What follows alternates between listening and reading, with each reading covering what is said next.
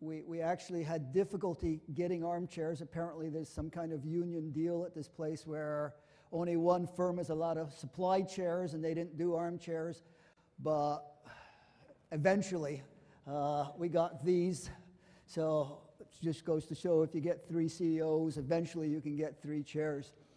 Our panelists today are well known probably to everyone in this room: Jim Shepard, Jim Lopez, Hank Ketchum, all leaders in our industry. And what we'd like to do is chat, discuss, debate the future of our industry. Where is it going? Where could it go? What do we face? What do we have to do? This is not going to be for speech making or for pounding the table, but kind of an exploring, an attempt to grope our way forward together. I'm going to invite each of the CEOs to make brief opening comments, and then we're going to take questions from the floor. But in order to sort of keep it a little bit orderly, I'm going to ask you to write your questions down, and there'll be people in the room who will pick up the questions, and then I will read them. Given the age of all the panelists, large print makes a lot of sense, and people with bad penmanship will find that a different question than the one they thought they asked will be answered. So, and I think aside from that, the rules are entirely open. Let's just have a good conversation, be frank and positive with each other. So I'm wondering whether, Mr. Shepard, you would like to lead off and share with us what you think the industry's at, where we're coming from, where we're going, and what we should do. It would be a pleasure. Well, good afternoon, and thank you for taking the time to come out this afternoon. And as Avron has described, this is an open forum of dialogue and questions, so I want to be very brief and just make some brief comments on topics that you're well aware of, but hopefully set the stage for the kinds of questions that may come back from you. It's an interesting time in the industry, and as I have now entered my 4th decade as part of the forest industry, it seems that there's always the cloud on the horizon where things are tough, challenges are out there, how will we survive? And it appears to be no different today when you look at some of the challenges we have, whether it's in certain market segments or product lines. But it's an industry that attracts individuals not only for career but lifestyle, and I, for one, am very proud to be part of it. But the known challenges, some of which you've talked about this week, and I'm certainly aware of the debates going across the country. It could be in the realm of global climate change. And for one who is now working in Western Canada and seeing the impact of the mountain pine beetle, what does that mean to us? And is it in fact something that was created in part by global climate change? Our industry is part of certainly what's happening today and part of the solutions. Certainly global competition, it's not an easy game. Being competitive is the only place to be. We've seen the transformation of industries in South America, Europe, other parts of the world, and Canadians always find a way to stay in the game, but it's never something that we should keep our eye off the ball. Market development, something that is very much on our minds all the time. We export. So where do we export? What products do we make? What services we provide, and the kind of quality of products that a market out there would call for. That's what Canadians define themselves by. And of course, very important to us is the issue of trade, and more recently what we went through on the lumber side, but there are other jurisdictions, other products, and as Canadian exporters, we have to be very mindful of that. Those are the kind of challenges we face, but I will say, as one in the industry, when I look not only at the faces in this room, but think of an industry that has so many good things going for it. It starts with the people and the quality of individual that not only works in companies and in mills and supplies what we do every day, hundreds and hundreds of thousands of individuals that are well trained and committed to an industry that is really a backbone of our Canadian economy. The fiber itself. Yes, we may have challenges in certain parts of Canada, but overall, the world likes Canadian fiber, and we do a good job with it, and we'll do an even better job going forward. We know the game. Everybody looks at Canada in many ways to catch up to us, and it's important that we not lose sight of that. We should be proud of what we do and not look over the border or somewhere else in the world and think that we've fallen behind. Let's make sure that we stay in front. And very, very importantly for me is the fact that we have supported communities. We are a fabric of this country, and that support is very much instilled into this industry. So as we go forward and as we have a chat this afternoon, I just want to say that as we go forward with those challenges but with those strengths, we will see an industry that will continue to transform itself. Lots of changes coming, and my only words would be, don't be afraid of it. In fact, when you stop seeing the change, then you should be afraid. And it's how we manage that and how we transform the industry that will be the key to our success going forward. There's my opening remarks. Thank you, Jim. Well, let's just continue jimming. So, Monsieur Lopez. Thank you, Abram. And I want to say it's a pleasure to be back here for the second year in a row. Still the new kid on the block relative to the two captains of industries that are the bookends around me. And, I guess just so we can keep things kind of orderly here and avoid redundancies, we all thought we'd sort of slice up a little bit of the piece of our global environment and talk about it a little bit differently so you can get some different context. And I guess the one thing that I chose that I wanted to address was the issue around sustainability. And, for me, addressing sustainability is very easy. And you could do it year after year after year because the definition of sustainability as it relates to our industry continues to evolve. I mean, it wasn't that many years ago when, we talked about sustainability from the standpoint that we have sustainable fiber. When we cut trees, we grow trees, and we always have the same amount of fiber available perpetually because we manage our forests on a sustainable basis. But obviously, the needs of society and indeed the needs of the environment really have, our knowledge and understanding has grown tremendously. And what's evolved today is, this industry association now looks at, sustainable forest management a lot differently than we did even a short time ago, like 5 or 10 years ago. A couple years ago, we made announcements that all our members were committed to some sort of third-party certification of our forest. We each chose our own path. There's 3 certification regimes out there. And the great thing was, I think that the debate amongst the different forest regimes actually made each of them better as the standards were developed and implemented.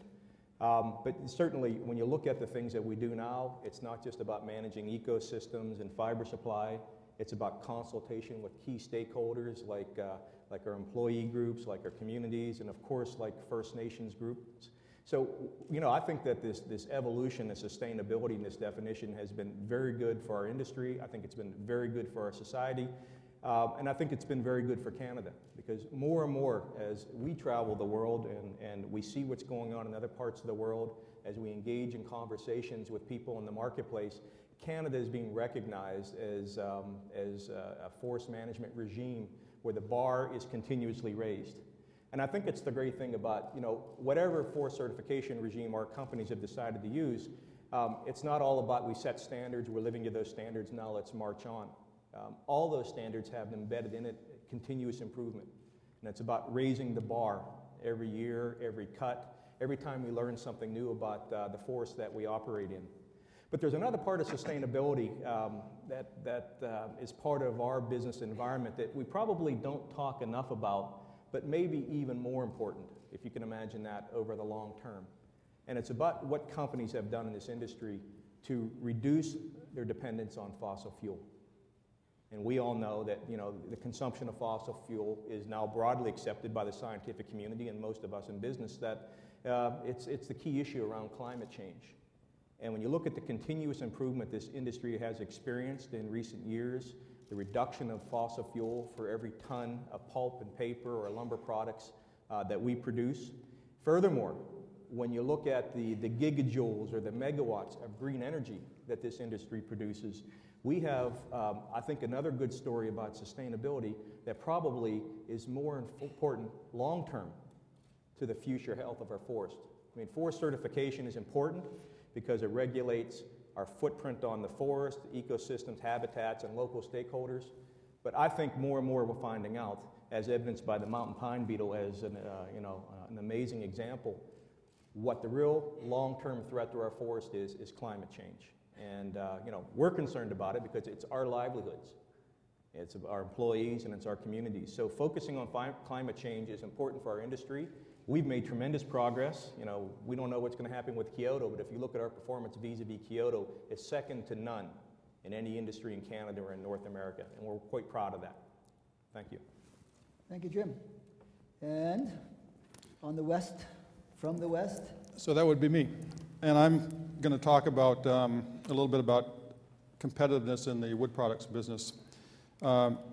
And I guess that's in the context of probably the worst recession or depression in prices for our wood products that we've seen in well over a decade, maybe 15 years, caused, of course, by reduced housing starts, rising Canadian dollar and so forth. But fundamentally, the thing about it is it's a cycle that we all know that we're going to go through at some point. And the lucky ones are the ones that go into a cycle, you know, having just paid off their last dollar of debt rather than just bought something, et cetera, et cetera. It's a, you know, lots of times you're successful in this business just by being lucky, by missing something that you wanted to do just before the downturn hits, because you never know when it's going to come. But fundamentally, one of the things that we've learned in the wood products business, the forest products business in this country, is that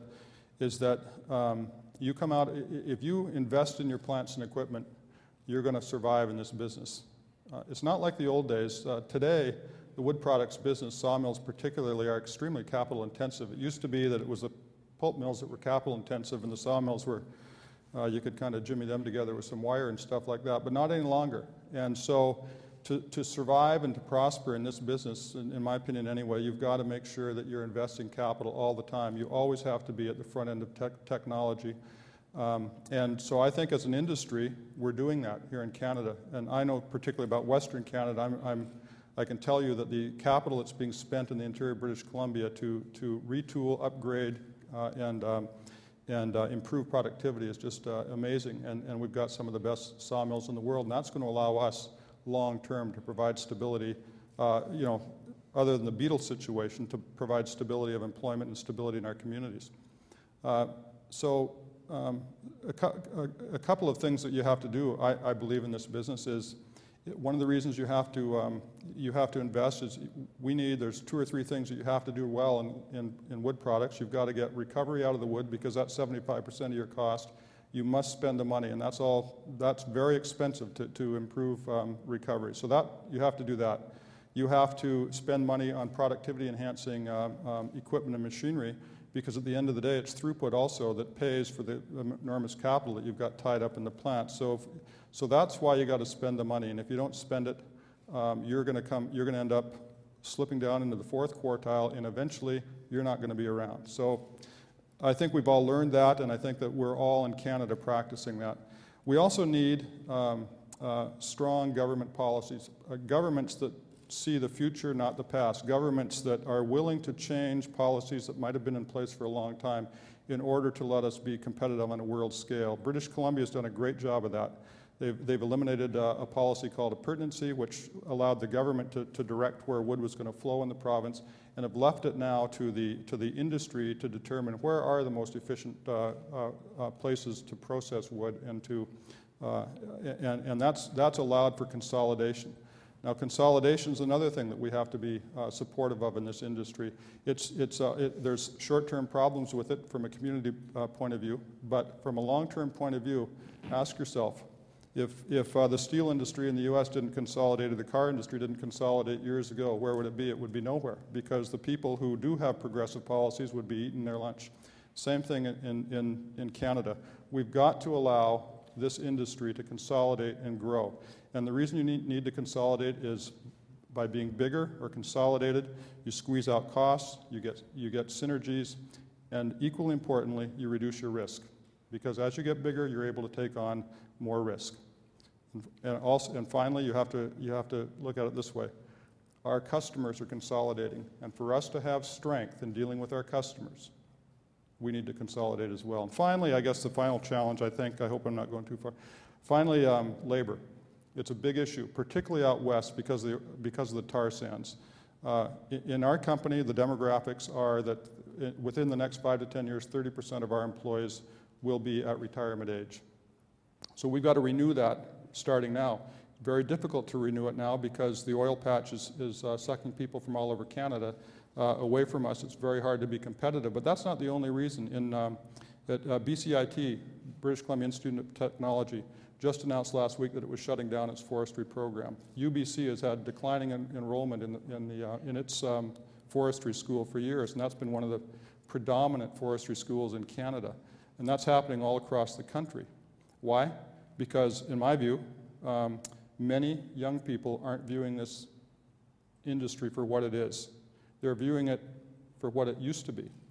And what it is today is a high-tech business, one of the backbones of the Canadian economy, but high-tech, exciting, with, as Jim said, a sustainable future. We are, and we should be proud, that we're addressing environmental issues in a very positive way. Our customers around the world need our product. We're producing it in as environmentally responsible way as anybody in the world. And that's what we have to do to excite young people to come into our business. Thank you. I think we're ready to start collecting some questions if there are any out there. And maybe while I'm waiting for them to come up, I might pose one myself, gentlemen. There's been a movement for the first time into our industry of private equity funds. And like many other things, that changes life. Can you share with us your sense of how in the longer term that's going to affect the industry? Anyone? Well, I just go into work every morning hoping that I won't get a telephone call, and with caller ID, I don't take the ones that that might have. So any private equity guys there who call from someone else's phone if you're calling Hank? It has changed the dynamics. Maybe we're all being careful because you don't know who your boss is going to be tomorrow. Well, if I could comment, I don't have the luxury of not taking the call because in my world, they're already inside the walls of the fort. And it is a changing landscape, certainly on the ownership side. The history of the industry has been one of growth and more a belief in the operations and the way things have developed in the marketplace. But I see a very strong tug to now the financial return, which has always been there to some degree, but it's even more so and more prominent today. It's a more short-term thinking process in terms of getting some sort of value out of an investment. This industry has not historically demonstrated an adequate return on the capital employed compared to others, and so investors have basically gone away. So private equity is seeing value where others may not see it, but it's a very demanding marketplace. When money comes the true driver, and I think it's going to be a continuing trend in our industry with more and more private equity coming into the forest sector. All right, we got lots of questions here. I can answer one myself. Jim Lopez is married. Sorry, guys. Maybe in this pile is the same question about you too, but what would be your advice to a young person thinking of starting in the industry? And anybody can take that. Maybe we'll let Jim Shepherd take it.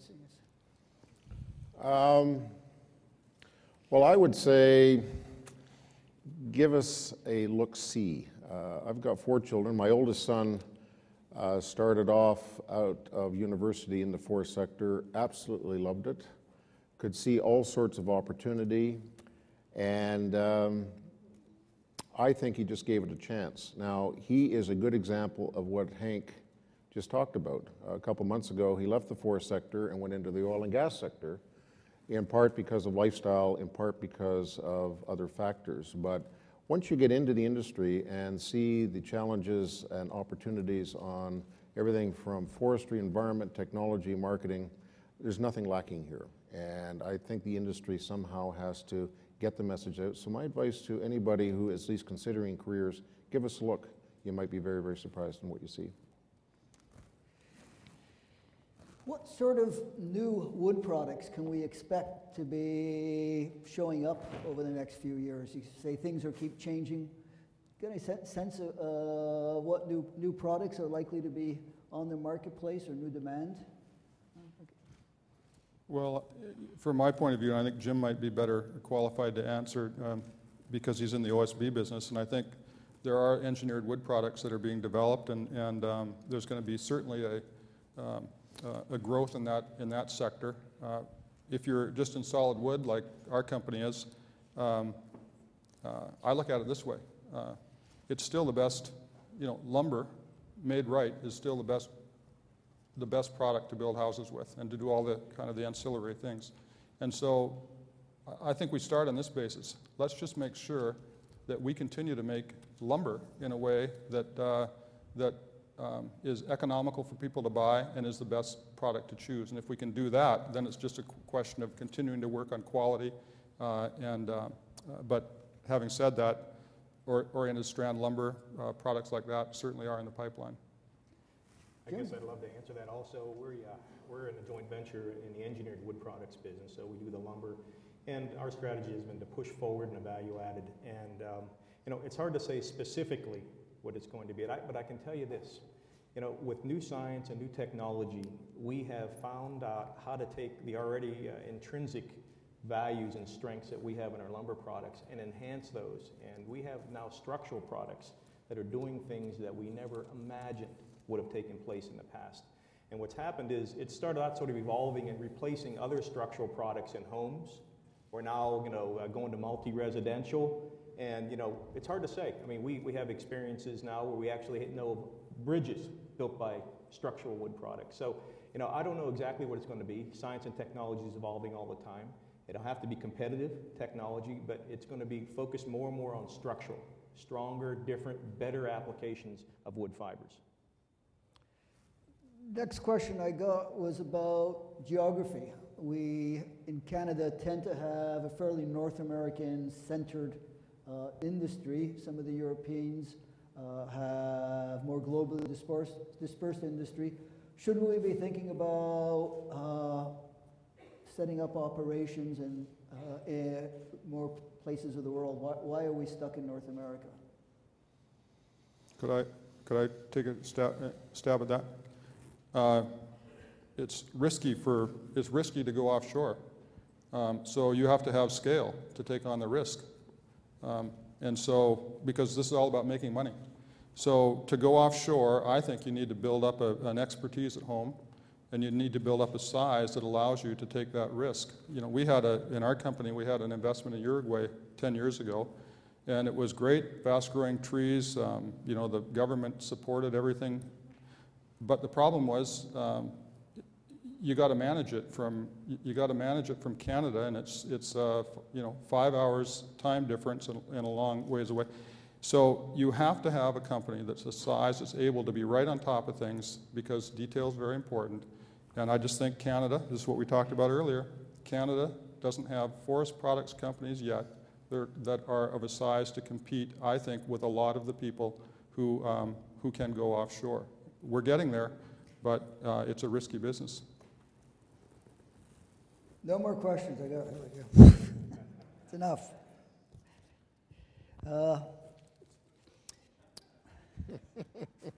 Yeah, no, he's seriously married.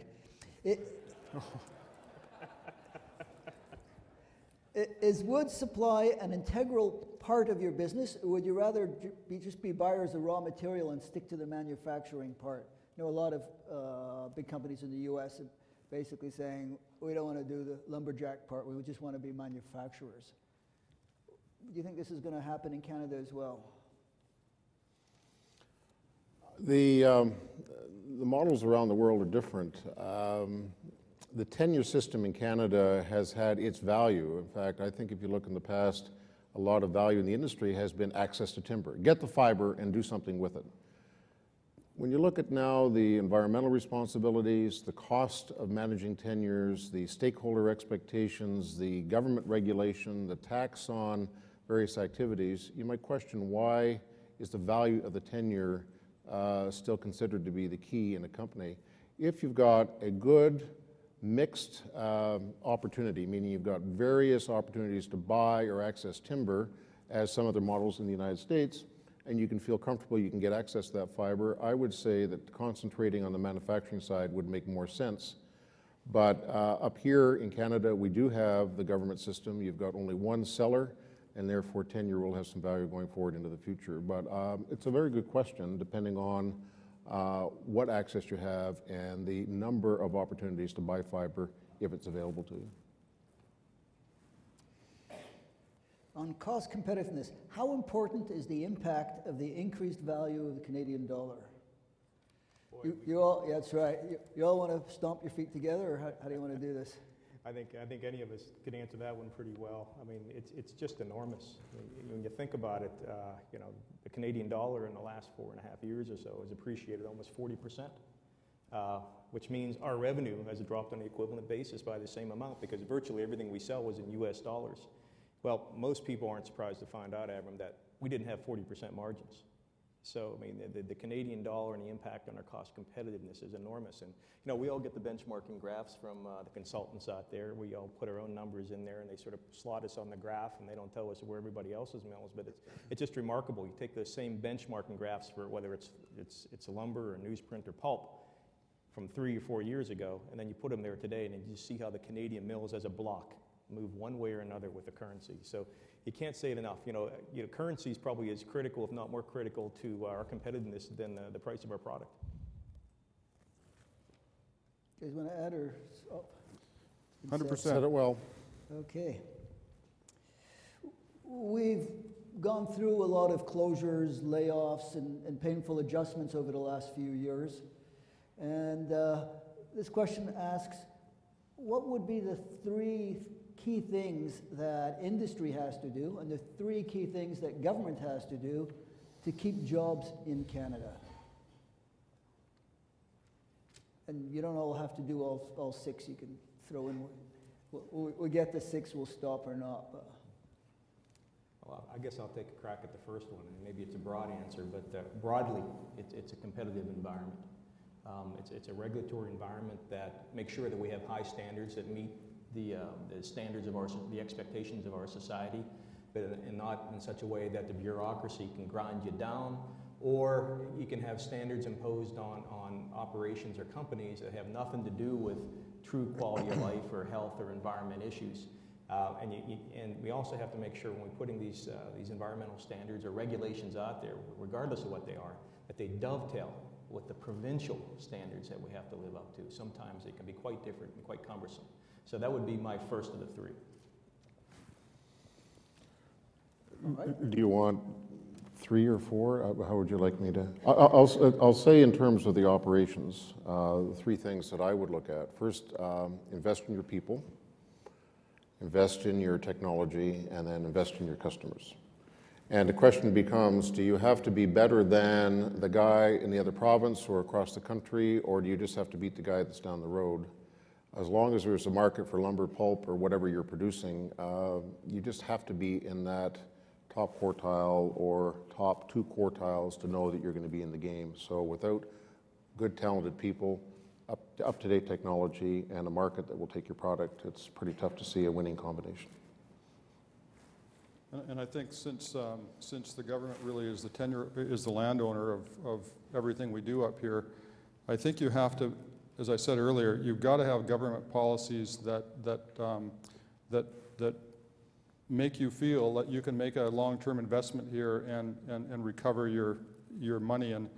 And as I said, I don't know about the rest of Canada, the British Columbia government's done a good job of trying to position forest policy in that province for the future. And I think that the outshoot of that is there's been tremendous investment in the province. But one thing that I think we really need more of is I do think that the Canadian government and our provincial governments need to kind of really view to the outside, really express to the outside world that this is an industry of the future. This is one of the key industries in Canada. And they've got to do that in a way that where we develop policies together that encourage investment. And so I'll just touch on the softwood lumber agreement for a minute. That was a process that was supposed to be, we had already negotiated NAFTA. You know, from my point of view, to feel secure, you've got to know that deals that have been negotiated between 2 governments are going to be deals that are going to be respected.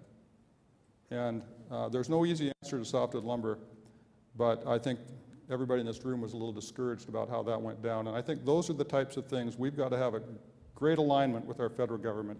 We've got to work together to make sure that people in this country view forestry as one of the great backbones of our economy. All right. Next question is about sustainable development, and it says that the two great indicators of sustainable development are environmental progress, economic, social. I guess that's three. And if you look at the industry's record environmentally, we get gold stars. If you look at it economically, maybe not. And how are we going to reconcile the fact that we continue to perform environmentally and haven't performed economically? And does this feel like a conflict? And I'll take the first crack at it. I don't think that good, social, economic, or environmental policies or practices in corporations, whether it's our industry or others, are mutually exclusive. I think they all build on one another. We have to practice, whether it's labor standards that are conducive to a safe and healthy work environment.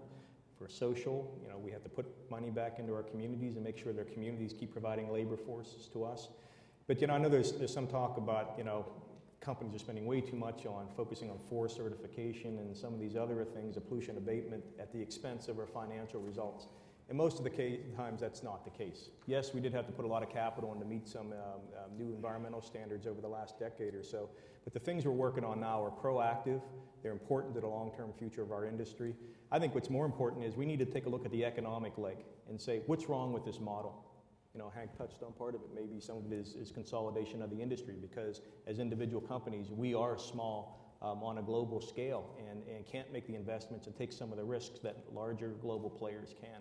But there's no question, you look around our industry in Canada, you look at it in North America, or you look at it globally, there are challenges with this model, because there's not a lot of good examples out there where you see companies year in and year out putting up numbers that would be acceptable to shareholders on a long-term basis. So, the focus for guys like us is how to improve on this model, or sometimes maybe how to change it radically. You guys like to take a stab at it? Well, I will just talk about an aspect of the company that I work. We're now trying to put some investment into China, which today might seem very long-term, and I'm not quite sure what will happen going forward, but we're putting an effort in. And it's all on the basis of seeing an opportunity for a housing industry that will eventually take hold. And there's a lot of wood being consumed every day in China. But we're running head-to-head with wood coming out of Russia. So we're having a hard time. So what is the difference? Well, the difference might be in the cost of delivery to that product into that part of the world. But I don't know if we're competing on a level playing field with environmental, social, and other aspects of sustainability. And that's the cruelty of a global marketplace, where I'm proud of this industry in this country and what we've done, and we've done the right things. But at some point, there has to be that economic return, because without a marketplace, none of it can be justified. So we do have an issue with how to compete in other areas of the world that just don't have the same standards that we have here in Canada. Hank? I'll let it go, or? No, I think they covered it. Well, I'm just going to comment here because it's a particular preoccupation of mine. We got a report by a professor, his name was Kishore from Yale University's professor of environment and forestry, and he compared the forestry practices in Canada, the US, Asia, Russia, right around the world. And he came back with a report that said that Canadian practices are as demanding and rigorous as any in the world, and quite a bit more so than most places. And what that really means is that if you want to buy a piece of paper or a piece of wood, there's nowhere you can go where it's going to be more sustainably produced. But as production and wind production gets driven offshore, demand doesn't go down. It just means more demand is met by stuff that isn't produced with the same degree of environmental rigor. I have two questions here, which this person gave me options. would you ask them if they were to be an animal, which one they would be? So I'm not going to ask it, though. I must admit I'm a little bit curious. But I'll let you guys off the hook. So they gave me an alternative, assuming that I wouldn't. Well, I guess maybe they didn't know.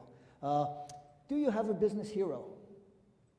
Are there people in the business world who you look at and say, geez, now there's somebody who I really respect, or, you know, every now and then you fantasize, boy, I wish I was that one. Who are your heroes in the business world?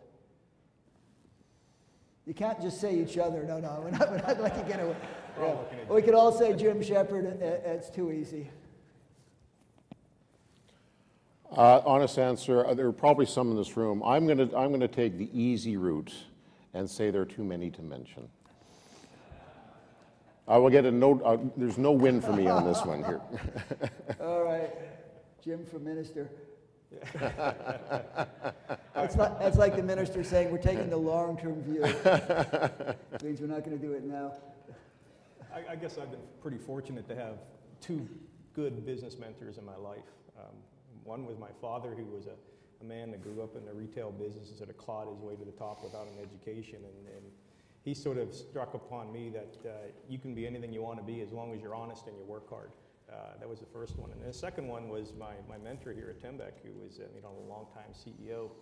And you guys all know Frank Dettori. He's probably around today somewhere. But Frank's view was always stick to your principles. Make sure your principles are good. Make sure your stakeholders buy into them, and then stick to your principles. So I've been pretty fortunate to be groomed in that environment, and spending 17 years working for Frank, and knowing that that's sort of some good foundation to put underneath the company. I had asked Frank that he cannot ask any questions, so hopefully that doesn't give him license to change our mind up here. Hank, did you want to?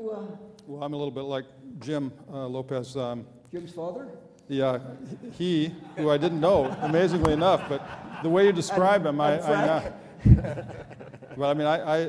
come from a family company, and it was started by my dad and two brothers. It was a little tiny, dusty 12-person planer mill up in the interior British Columbia, and so I just looked at the risk.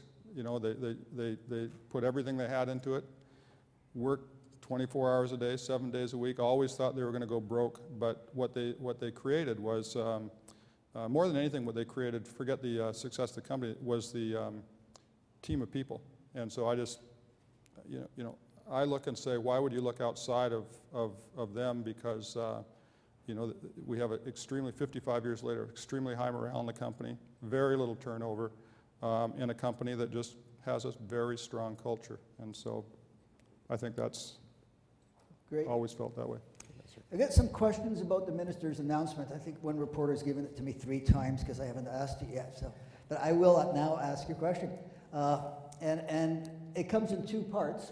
One is, would you comment on what Mr. Lunn announced, how it will be useful, whether it will be useful? But the other part, which someone else put in, is the minister talked about hosting conditions. And can you explain what you would mean by hosting conditions? Business climate stuff that would make the industry stronger. Okay. Well, I'll start with the first, at least with the announcement today on funding into an industry that's sorely lacking in, say, the arena of research and development. We have pined that element of our industry down to very, very dangerously low levels over time, in part because of economics, in part because of the business and the way it's evolved. But to see a government today say, no, we are going to invest in elements of your industry that involve the future, to me is very positive. So on that aspect, I think it was welcome news today. Yeah, maybe I'd like to build on Jim's comments. I mean, the 2 major pieces of the funding, one was the research and development, and the other one was the market development, are true roles for a national government. They're common good issues. Building a larger market for wood products, which is obviously, as Hank pointed out, a big part of our economy here in Canada. Well, no single company can possibly afford to develop new markets for these structural products or non-traditional applications, going into areas where maybe 20 years ago technology didn't allow us to go into. But no single company can afford to finance that. And we have our own associations that work on that, but still lacking the financial critical mass. So that is what I think is sort of the sweet spot of the role for a government, is to find those common good issues. We all will be equally advantaged. The economy of Canada will be advantaged by it, so it's putting good public monies to good use. And the same thing goes with the research and development. It's about new science and technology we all can put to use to make sure our mills are efficient and competitive long term. I'm going to let it go, Hank? Okay, you'll get answer this one. In newspaper articles, industry representatives have referred to the pine beetle infestation as a plague of biblical proportions. Pine beetle, did you say? Yeah, pine beetle. Would you like to talk about what the pine beetle is doing and what you see the future, what it means to the industry, and how should we think about this, aside from as a plague? Well, I think it's not an underestimation, that's not an understatement. It's if you fly over it, it's scary. And basically, the millions of hectares of pine forests in the interior British Columbia are dead or dying. And I always look at it this way: if this were a forest fire rather than a slow, if it was a forest fire rather than slow death, it'd be on the world news daily. But nobody even knows about it. Even in the Lower Mainland, people really don't pay attention to it. But what it's doing up in the interior is essentially it's changing the way we have to look at our future.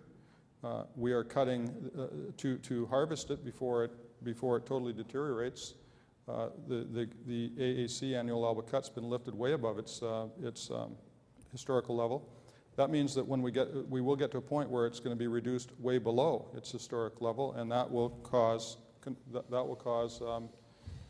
contraction of the industry. There's no question about it. And so we're I think Jim and I were talking about it today, Jim Shepard and I mean, every month you see that you come to appreciate the devastation more and more, because up until a couple of years ago, we were always hoping just one cold winter and we're gonna breeze by, but we know that won't happen now. And we are seeing downfall in the mills. We're not getting the recoveries that we used to get. We're not getting the grade percent. So it's a very, very serious problem. A related question on climate change. The industry has released its sustainability report this week, saying that the industry has reduced its greenhouse gases by 44%, which is certainly 7 times Kyoto, more than any other sector. How did you do it? I'll take the first crack at it. And I'll just use our own company as an example.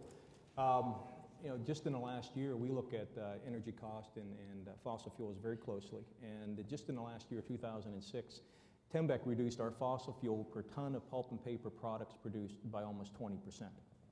And that's a net basis. How did we do it? Some of it is just good old-fashioned efficiency, finding out where you have steam and hot water that's going to sewer, that's wasting energy. Some of it's application of new technology, like better refining plates to refine your fiber that uses less electricity.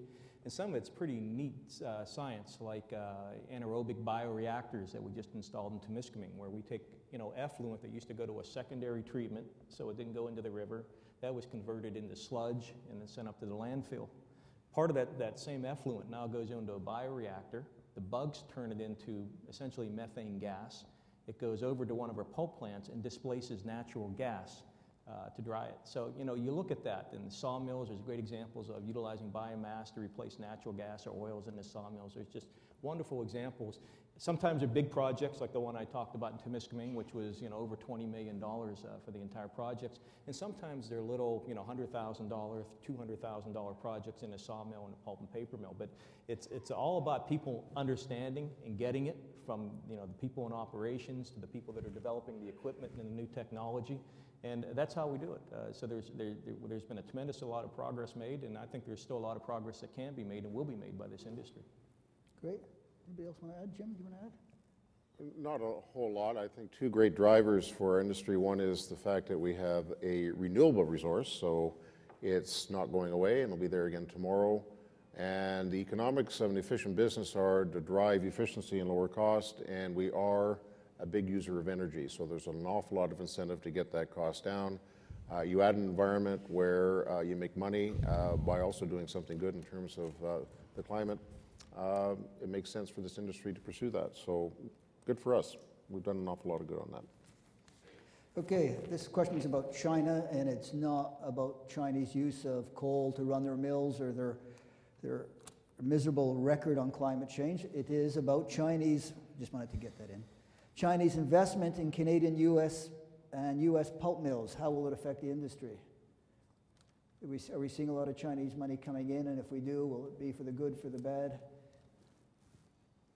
I haven't seen a whole lot of it. Let me take a crack at it. If you've got a yen to it? I think the investment is relatively minor at this point in time, but there's no question that if you're a Chinese paper maker and you see these mills that they're putting up, and they're just enormous, but they're all naked. There's no pulp line on the end, and there's no trees down the highway to supply them, even if they wanted to build a pulp line. So there's a lot of concern because they're very, very exposed to the raw materials coming out of places like Canada, South America, the U.S., Europe. So I think people, the Chinese producers are looking for some security, but I mean, when you look at the volume they require vis-a-vis what they've invested in, it's actually just a drop in the bucket. Okay, and a question about recycling. The forest industry is saying that it wants to support recycling, but are you willing to take more post-consumer fibers? Have you got the capacity to absorb most post-consumer fiber? Well, yeah, I mean, that's not a big part of it, but the problem with it is that where a lot of our mills are located, and it's probably different here in the east, but in the west, post-consumer fiber is generated down in the cities, so it just doesn't make economic sense to, haul it back through the forest to get into our mills. It makes sense to do it closer to where the end use is. So we certainly really support it, but it's going to happen. It's not going to happen in northern Canadian mills. I don't think so much. I know for the FPAC members who have mills closer to urban centers and who have recycling mills, that scarcity of post-consumer fiber is the limiting factor. There just isn't enough fiber coming back, and we'd be willing to take any of it we could get, but there's just not enough of it coming back for us to continue to move. We've doubled the recycled content over the last 10 years, but we're just not getting enough back now. And mostly because of offices, schools, those sorts of buildings rather than homes. The homes seem to be putting the paper in the recycling bin, but the office environment isn't. So we're actually suffering from a lack of input for recycling. I wonder if I could put a sales plug in here. Do you Would want that to be? moderate? Well, because I'm answering questions now. Or? No, not at all. A little known business that we're involved with, we actually go into the urban forest or the landfill, and we do this in the Lower Mainland near Vancouver, and we bring it into a plant and refine this fiber, which I call recycled fiber. Otherwise, it's going to sit there and fill up a landfill. And we put into a number of different products, one being a decorative panel. So if you're going down to your Rona store or you see these panels that are simulated brick or castle walls or something, buy some. It's good recycled fiber, and it comes out of our company in Vancouver. Great. We'll see what happens on the sales pitch. There's a lot of people here who shop in Vancouver. This is being webcast, so all the Vancouver consumers will eventually get access. Oh, you can get it back here as well. Okay, Absolutely. good.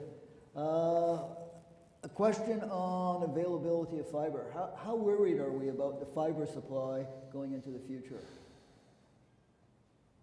Well, in British Columbia, we're pretty worried, and we have sustainable harvesting protocols throughout Canada, and so theoretically, if the forest stays healthy, we're going to be in fine shape. But it's very important in Alberta and east of Alberta that we make sure that we attack this problem, the beetle problem, so that those forests do remain healthy. Where they're not healthy, we're going to have a fiber shortage. And this question is addressed directly to you, Hank. So, right to you. I'm married too. But nobody asked, I noticed.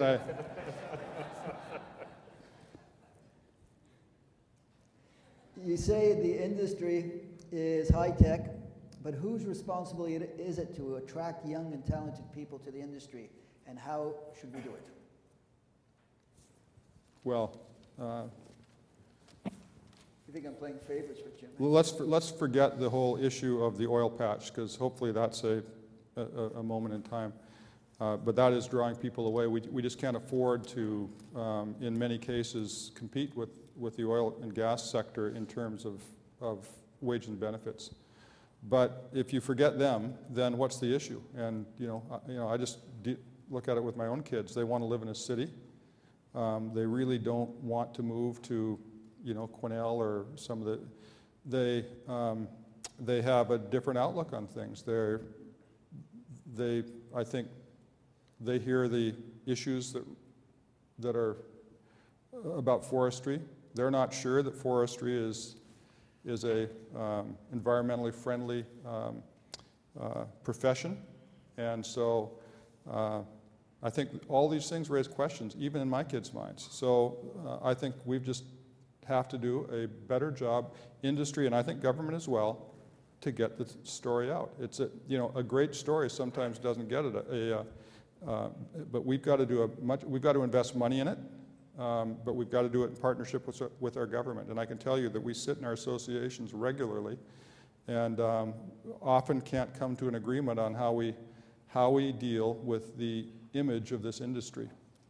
But I guess, as I said before, until we deal with it, and until we make people feel proud of this industry and feel that it does good economically and socially, I think we're going to have a tough time attracting good young people. Just rushed up saying, I'm not sure I should repeat it. How married is he, and is he as rich as they say? Sorry, what was that? How married is he, and is he as rich as they say? Well, I am married, and you opened up this one. You're going to have to live with it. And I don't know what they say, but no, I'm not. I'm married. The first one, yes. All right. Another question of sort of a personal nature, but not of that type of person. What is it about leadership in this industry that you find sort of personally touching or important to you? Well, in addition to getting through the day and keeping the job and second quarter results and all of that, when you have a quiet, reflective moment, what is it that makes it all feel important to you? Well, for me, I think the people who are in this industry are passionate about it. And I think that's fantastic. I mean, to start with, we know more than the public knows about what good we do. And as a result, it makes people in our companies, at least in ours, and I'm sure in yours, passionate. They believe in what they do, and they work in, often in tough environments, and yet there is a great, I think, camaraderie in this business, but most importantly, I just reiterate, passion. And back to the question that was asked earlier, what would you advise somebody going into this business? I say if you're not passionate about it, you're in the wrong business. And we've just got to create an environment in which young people can see how good this industry is and how they can be passionate about it. Jim? Which Jim? You, Jim. Okay. I think for me, when I sit back in quiet moments of reflection, it comes down to how well are we doing in terms of communicating within our organization? How effective am I? How effective is my management team? Do my people in the mills, do my people on the floor get it? And I think for myself, I'm a non-technical person in a very technical industry, so I'm very, very reliant on a talented group of people that work in this company. So for me, it's about how do we align the values, the goals, and the priorities, and how do we continue to refine that? So for me, leadership is about finding the channels to communicate that, to make sure there's alignment there. If the priorities or the goals have to shift, how do we sort of get that down to people and things that they understand? And I think we all have our own style of doing it, but that's something that I think you can never sort of be relaxed or satisfied with. It's about how do I do a better job? We all run relatively large organizations, And organizations are integrated. Sawmills integrated with pulp mills, sometimes pulp mills integrated with paper mills. So getting those goals and values aligned all the way through the supply chain, from the tree right onto our customers, is an enormous challenge. Jim? Well, that's a tough question. I'm very proud to be part of this industry, and the role that I play today in the realm of leadership, I find can be very humbling. As I think of those individuals who are out working this industry even as we speak, and it could be an experienced millwright, a truck driver, an individual that is stomping through a forest to do a cut block layout, the environmental knowledge that we have, marketing knowledge, financial, I mean, the list is endless in terms of the skill sets. And for those individuals that have chosen to work in this industry and are proud to be part of it, to me, it can be a humbling experience to be, as one would call, a leader, because they deserve good leadership, and they want to be part of a success story, whether it's in a mill, in a project, in a company, or in an industry. And I think, for me, the reward is that they will, in fact, look at you as a leader, and they're trusting you to make the right decisions on their behalf. So that, to me, is a big part of what I would reflect on. The last question I'm going to answer was addressed to me. I put it aside because I wanted to leave it. And you recently got married.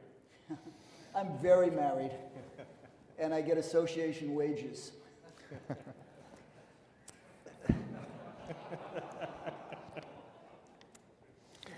And it's going to stay that way.